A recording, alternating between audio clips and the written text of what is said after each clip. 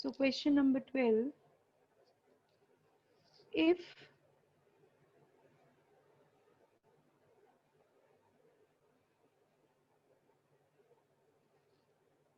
A, B, C are in GP, right? We have to prove that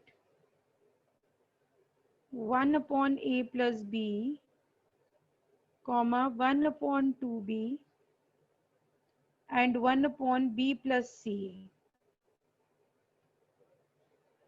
they are in AP. हमें इनको AP में दिखाना है.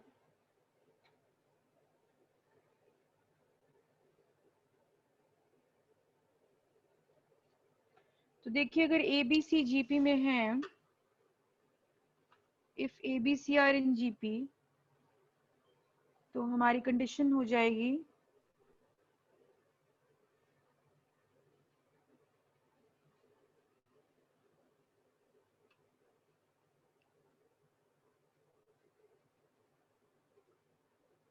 कि A हमारा A हो जाएगा first term, B second term AR and C AR square third term.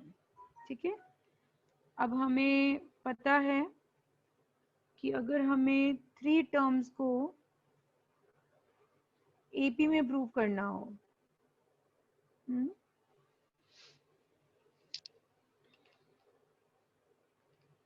तो हमें क्या प्रूव करना चाहिए कि second term minus first term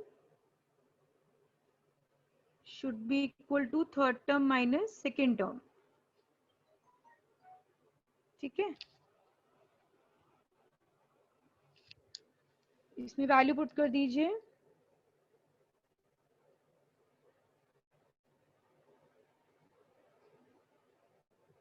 third term is 1 upon B plus C and second term is 1 upon 2B.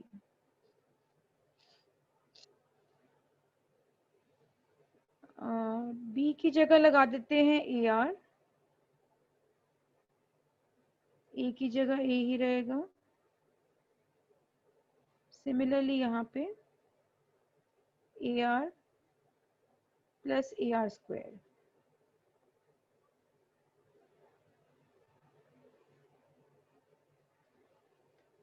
इसको solve कर लेते हैं. अगर दोनों साइड्स इक्वल आ जाती है, यानी कि इन 3 टर्म्स का कॉमन डिफरेंस सेम है, तो ये AP में होंगे.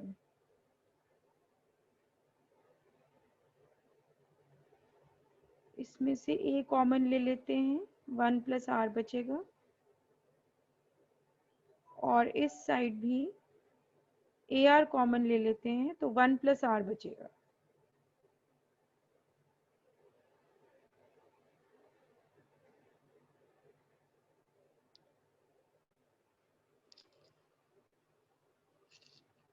वैसे तो बोथ साइड सेम ही आ रही हैं. LCM ले लेते हैं.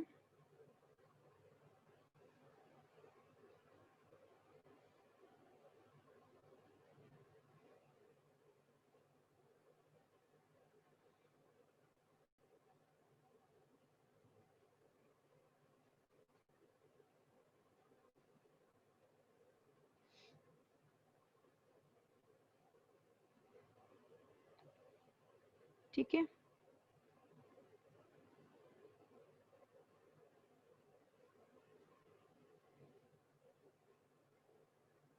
वैसे तो यहीं पे देख के लग रहा है कि दोनों साइड सेम आ रहे हैं, तो आप यहाँ पे लिख सकते हैं कि hence they are in, hence the 3 terms are in AP. इनका कॉमन डिफरेंस सेम आ रहा है. उसके बाद आप लिख दीजिए hence the 3 terms are in AP.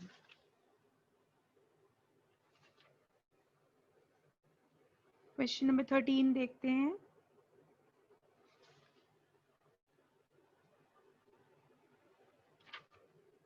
If ABC are in GP. अब ये थोड़ा डिफरेंट हो जाएगा क्योंकि इसमें 3 टर्म्स हमें ऑलरेडी GP में गिवन है और 3 टर्म्स को हमें GP में प्रूव करना है. We have to prove that they are in GP. So again condition ले लीजिए कि अगर ABC GP में है if a B c are in GP, so first term हमारा ए हो गया, second term b is equals to a r हो गया, third term c is equals to a r square हो गया। अब अगर हमें ये 3 टर्म्स जीपी में दिखानी है, ये वाली, तो ये जीपी में तब होंगी जब हमें पता है कि सेंटर की टर्म का square is equal to product of first and third term होता है, ये होना चाहिए इक्वल। ठीक है, तो हम पहले b का स्क्वायर सॉल्व करेंगे। मैंने इसे कैपिटल B से नोट कर लिया क्योंकि वो already small a b c में था। तो ये हो जाएगा b स्क्वायर का स्क्वायर, क्योंकि मेरी सेंटर की टर्म b स्क्वायर है। अब b की ये हो जाएगा b की पावर 4। ठीक है, b की वैल्यू हमारे पास है AR, लगा दीजिए। तो AR की पावर 4, ये हो जाएगा A4R4। ठीक है, similarly now I have to take this part AC। So first term हमारी a स्क्वायर है और थर्ड टर्म हमारी c स्क्वायर है। This comes out to be a square c square. इसको मैं AC का होल स्क्वायर भी लिख सकती हूँ। a की जगह तो a ही रहेगा, c की जगह AR स्क्वायर हो जाएगा और उसका whole square. This comes out to be A4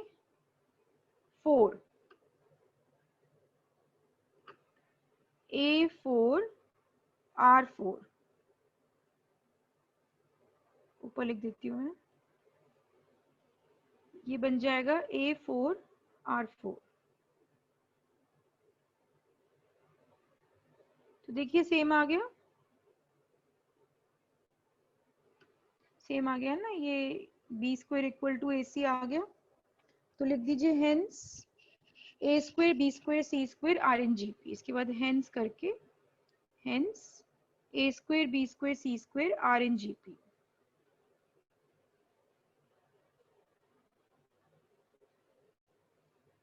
right,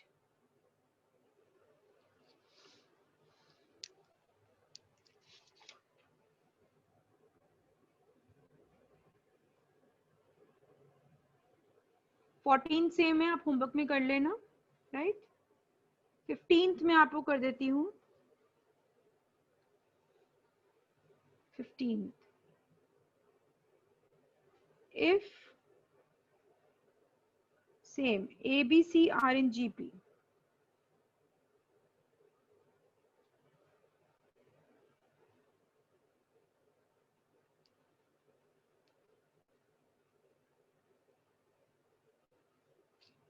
ठीक है, A B C already GP में है, तो लिख लीजिए क्या मतलब हुआ इसका।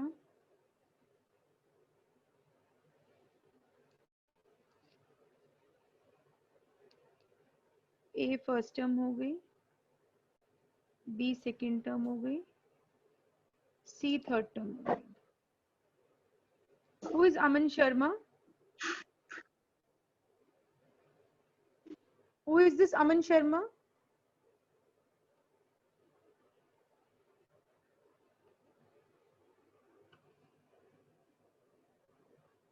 अमन शर्मा, तुम इसी क्लास में हो? Speak up or I'll remove you. Yes ma'am. तो तुम इतना लेट क्यों आए हो क्लास में? मैम मेरे को लगा मैम टेस्ट होगा, जिस वजह से मैम अभी पता पड़ा था दोस्तों टेक्स्ट करके कि टेस्ट नहीं है आज।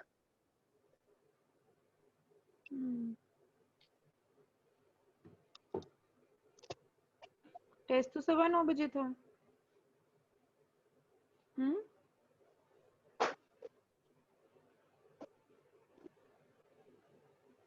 कार्तिकेय, ये तुम अमन कौन सी यूनिट में हो तुम?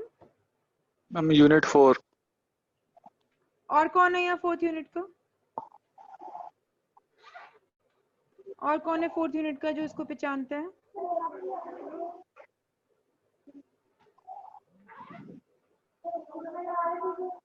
अपना ऑडियो बंद करो।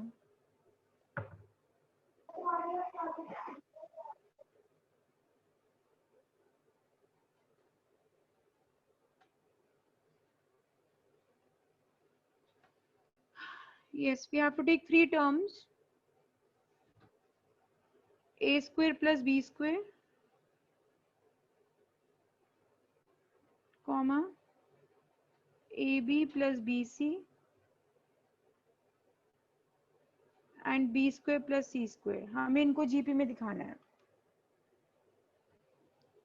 So again we have to show the same thing कि b का square is equals to ac होना चाहिए. ये हमारी फर्स्ट टर्म हो जाएगी, ये सेकंड b और ये c. ठीक है, तो पहले मैं b का स्क्वायर सॉल्व कर रही हूँ. b हो जाएगा ab प्लस bc का होल स्क्वायर.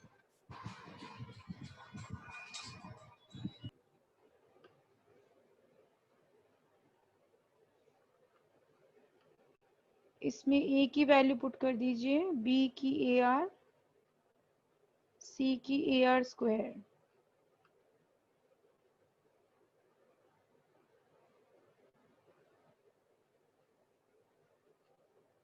इस ब्रैकेट में से a स्क्वायर r कॉमन आ जाएगा, लेकिन वो जब बाहर आएगा तो होल स्क्वायर से बाहर आके a 4r स्क्वायर बन जाएगा.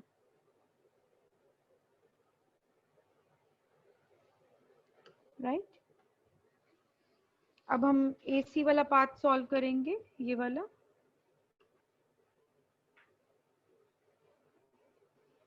a इंटू सी करिए,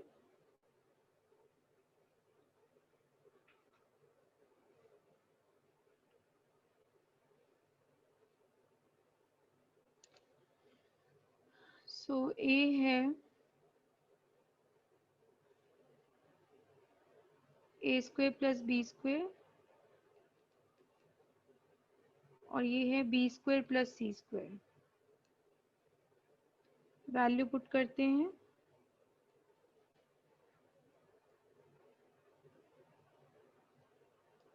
b की जगह ar, c की जगह ar स्क्वायर. इस ब्रैकेट में से a स्क्वायर कॉमन आ जाएगा, बचेगा 1 प्लस आर स्क्वायर. इस ब्रैकेट में से a square R square common आ जाएगा, तो बचेगा 1 प्लस आर स्क्वायर. ये बाहर बन गया a4r स्क्वायर और ये 1 प्लस आर स्क्वायर का होल स्क्वायर. सो ये इक्वल आके दोनों साइड्स. क्योंकि b square is equal to ac है, तो लिख दीजिए hence the three terms are in GP. Last में ये जरूर लिखना है कि hence they are in GP. ठीक है, 16th क्वेश्चन सेम है, आप लोग कर लेना. 17 भी सेम है.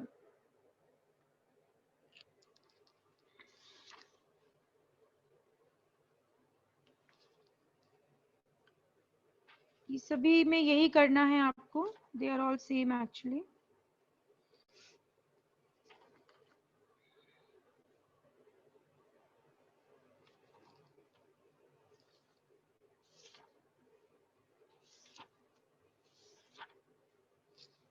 We are still left with 5 minutes. आप लोग एक्सरसाइज कंप्लीट कर लेना. 2-4 क्वेश्चन मैंने आपके लिए छोड़े हैं होमवर्क में. Next we will do is GM, that is geometric mean. मैं इसे क्लियर कर देती हूँ.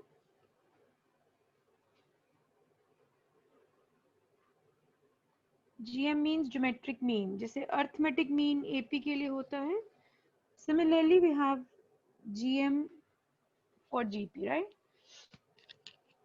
So again, if I have three numbers A, G and B in GP, right?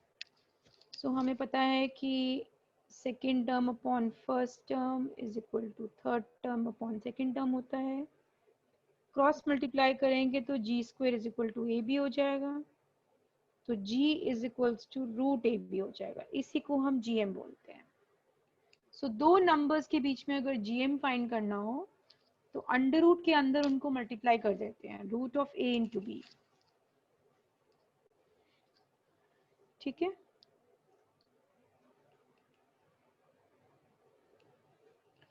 जैसे कि फॉर एग्जाम्पल मैंने आपसे कहा एक्सरसाइज है आपकी 12F, देखिए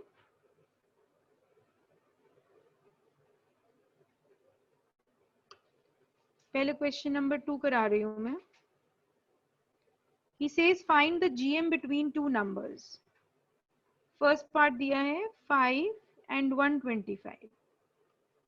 सो आपको इसका GM निकालना है, तो हम लिखेंगे अंडर रूट में 5 into 125।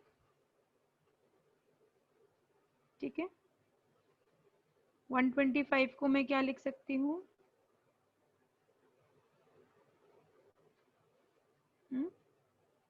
ये बाहर आ जाएगा तो इसका रूट क्या बन जाएगा 25। ठीक है, सो हमारा GM आ गया 25।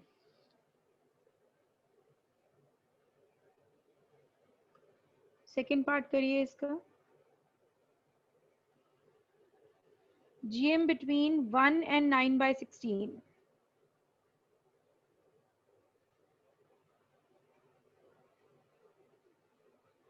इसमें GM निकालिए।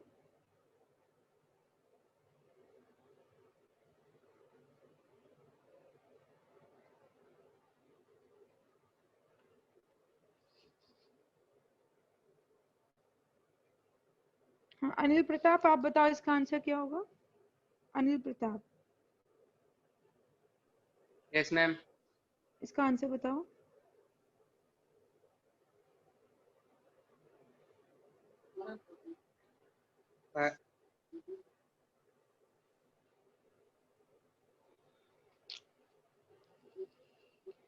कौन सा क्वेश्चन कर रहे हैं हम लोग।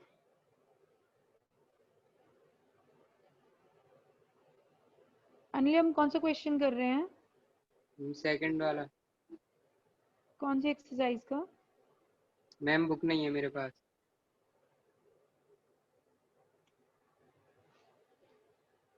तो आपने एडमिशन कब लिए है। मैम अभी 3 और 4 डेज पहले। तो बुक तो ले लो। मैम बुक लेने जाऊंगा मैम आज। इसका रूट तो बताओ क्या होगा। 5।